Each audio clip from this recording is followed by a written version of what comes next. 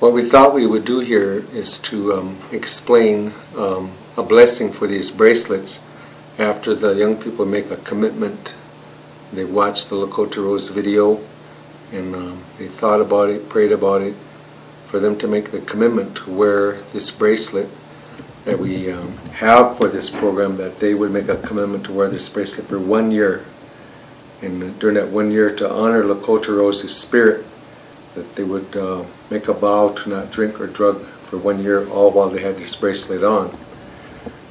So what we would suggest here, we do know that each community has their own way of doing blessings for certain events. So this is only a suggested way.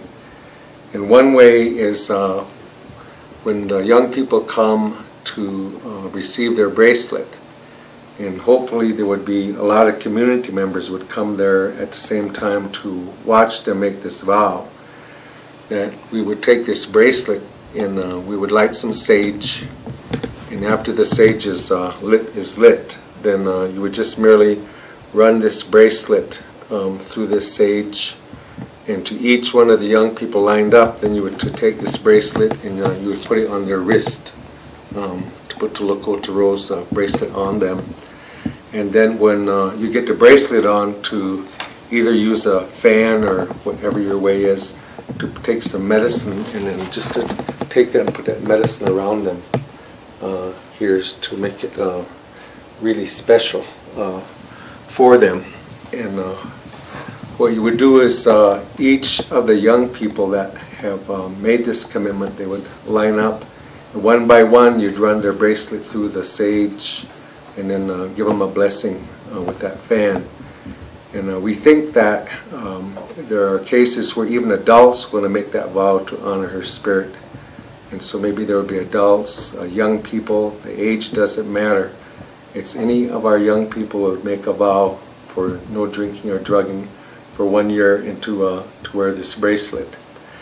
Then what we would like to suggest then is that when all of them have received the bracelet, then if it's possible to have a drum there to sing them an honor song, and have the whole community come up and shake their hands to support them for that vow that they just have made. Then when that is done, we have a card here, and it's a pledge card that what they would do is just sign their name on this pledge card and a date of which they received the bracelet. And then there's also room in this card for an adult or a mentor who would support them, and to have that mentor sign that card also. And then when that is done, 1 year later, to call them back and to honor them that they wore this bracelet for 1 year. Then we're asking the young people, when it comes near their time that they have wore this bracelet, say for 1 year, then they would bring another young person, and in that ceremony or that blessing, they would take their bracelet off, and then that bracelet would be given to a young person, so another young person. So they'd hand it on from one young person to another young person. And it's this way that we use our culture to help our youth to be able to say no to drugs and alcohol, and to have us in this memory of Lakota Rose.